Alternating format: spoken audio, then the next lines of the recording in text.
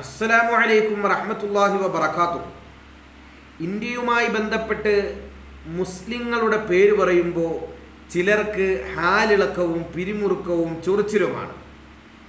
അങ്ങനെയുള്ള ഒരു ചൊറിച്ചിലും പിരിമുറുക്കവും ഹാലിളക്കവുമാണ് ഒരു വീഡിയോയിൽ നിന്നും എനിക്ക് കാണാൻ സാധിച്ചത്. മറ്റാരുടെ വീഡിയോവുമല്ല, അത് ഉണ്ണി എന്ന സംഗിക്കുട്ടൻ്റെ വീഡിയോയാണ്. അജിത് കോളാടി എന്ന ഒരു വ്യക്തി തൻ്റെ പ്രഭാഷണത്തിൽ ഇന്ത്യ എന്ന മഹാരാജ്യത്തിന് ആദ്യമായി അൽ ഹിന്ദ് എന്ന് വിളിച്ചത് അൽ ബിറൂനി എന്ന ഒരു മുസൽമാനാണ് എന്ന് പരാമർശിക്കുന്നുണ്ട്. ഈ പരാമർശമാണ് ഉണ്ണിയെ ചൊടിപ്പിച്ചത്. ചരിത്രബോധം ഉള്ളവരാണെങ്കിൽ ഒരിക്കലും അവർക്ക് ഒരു ചൊടിക്കലും ഉണ്ടാവില്ല, ഒരു ചൊറിച്ചിലും ഉണ്ടാകില്ല. കാരണം ഇന്ത്യ എന്ന മഹാരാജ്യത്തിന് ആദ്യമായി അൽ ഹിന്ദ് എന്ന് പേര് വിളിച്ചത് അൽ ബിറൂനി എന്ന വ്യക്തി തന്നെയാണ്, ഒരു മുസൽമാനാണ്. ചരിത്രബോധം ഇല്ലെങ്കിൽ എന്താ ചെയ്യുക? എങ്ങനെ ചരിത്രബോധം വരാനാണ്? സംഘിക്കൂടാരത്തിൽ കഴിഞ്ഞുകൂടുന്ന ഇവർക്ക് സംഘിക്കൂടാരത്തിലെ നേതാക്കന്മാർ പറഞ്ഞു പഠിപ്പിക്കുന്നത് മാത്രമേ ഇവർ ഉൾക്കൊള്ളുള്ളൂ. ചരിത്രബോധം ഇവർക്ക് ഇല്ലേ ഇല്ല. ഇന്ത്യൻ ചരിത്രമെടുത്ത് വായിച്ചാൽ പഠിച്ചാൽ ഉണ്ണിക്ക് ഇതിനേക്കാൾ കൂടുതൽ ചൊറിച്ചിൽ വരും. അപ്പോൾ ചൊറിയാൻ സംഘിക്കൂടാരത്തിൽ നിന്നും കുറച്ച് ആൾക്കാരെയും കൂടി വിളിക്കേണ്ടി വരും. അതിന് വിളിക്കാൻ തയ്യാറായിക്കോ? ഇന്ത്യയിലെ പല പ്രതീകങ്ങളും മുസൽമാന്റെ സംഭാവനയാണ്. ചുവരുകളുടെ നഗരമെന്നറിയപ്പെടുന്ന പഴയ ഡൽഹി, അവിടെ സ്ഥാപിക്കപ്പെട്ടൊരു കോട്ടയുണ്ട്, റെഡ് ഫോർട്ട്, ലാൽ കില, ചെങ്കോട്ട. മുസൽമാന്റെ സംഭാവനയാണ്, ഷാജഹാൻ ചക്രവർത്തിയുടേത്. ലോകാത്ഭുതങ്ങളിൽപ്പെട്ട താജ്മഹൽ മുസൽമാന്റെ സംഭാവനയാണ്. ഡൽഹി ജുമാ മസ്ജിദ് മുസൽമാന്റെ സംഭാവനയാണ്. ഹൈദരാബാദിൽ നിന്നും പ്ലേഗ് നിർമ്മാർജ്ജനത്തിന്റെ സ്മരണയ്ക്കായി 1591 സ്ഥാപിക്കപ്പെട്ട ചാർമിനാർ, 4 മിനാരങ്ങളുള്ള പള്ളി, അതും മുസൽമാന്റെ സംഭാവനയാണ്. ഖുത്ബ് ഷാഹി വംശത്തിൽപ്പെട്ട സുൽത്താൻ മുഹമ്മദ് ഷാഹി ഖുത്ബ് ഷാ എന്ന വ്യക്തിയുടേതാണ്. ഇനി ഇന്ത്യൻ സ്വാതന്ത്ര്യദിനവുമായി ബന്ധപ്പെട്ട് അതിലേക്ക് കടന്നു വന്നാലോ, മുസൽമാന്റെ പങ്ക് വളരെ കൂടുതലാണ്.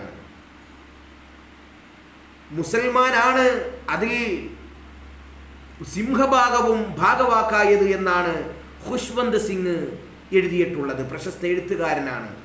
അദ്ദേഹം പറയുന്നു, ഇന്ത്യൻ സ്വാതന്ത്ര്യദിനം മുസ്ലിങ്ങളുടെ രക്തത്തിനാൽ ആലേഖനം ചെയ്യപ്പെട്ടതാണ്. 1790-80 കാലഘട്ടത്തിൽ ബ്രിട്ടീഷുകാർക്കെതിരെ ആദ്യമായി യുദ്ധം ചെയ്യുന്നത് മൈസൂരിലെ ഭരണാധികാരി അലിയും അതുപോലെ ഹൈദരലിയും തൻ്റെ മകൻ ടിപ്പു സുൽത്താനുമാണ്. ഇരുമ്പിൽ പൊതിഞ്ഞ റോക്കറ്റും ബീരങ്കിയും ഫലപ്രദമായി അവർക്കെതിരിൽ പ്രയോഗിച്ചവരും ഇവരാണ്.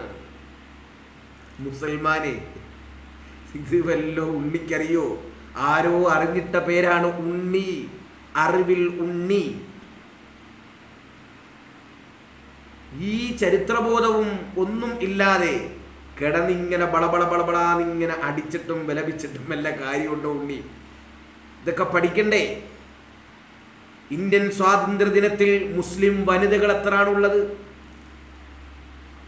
ബീഗം ഹസ്രത്ത് മഹൽ, ഉണ്ണിക്കറിയുമോ? ബീഗം ഹസ്രത്ത് മഹൽ 1857 ബ്രിട്ടീഷ് ഈസ്റ്റ് ഇന്ത്യ കമ്പനിക്കെതിരെ യുദ്ധം ചെയ്ത് ബ്രിട്ടീഷ് ഭരണാധികാരി സർ ഹെൻറി ലോറൻസിനെ വെടിവെച്ച് വകവരുത്തി.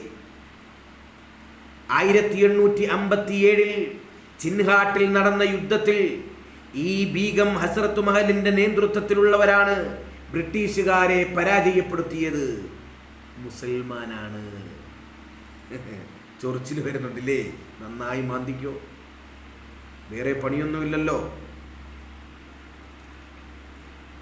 അബാദി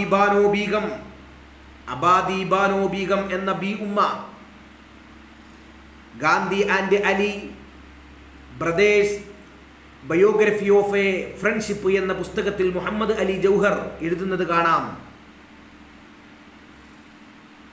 പ്രായോഗികമായി നിരക്ഷരയാണെങ്കിലും എല്ലാ അനുഭവത്താലും ആണുങ്ങളെക്കാൾ പ്രഗത്ഭരായിരുന്നു അബാദി ബാനോ ബീഗം എന്ന ബി ഉമ്മ.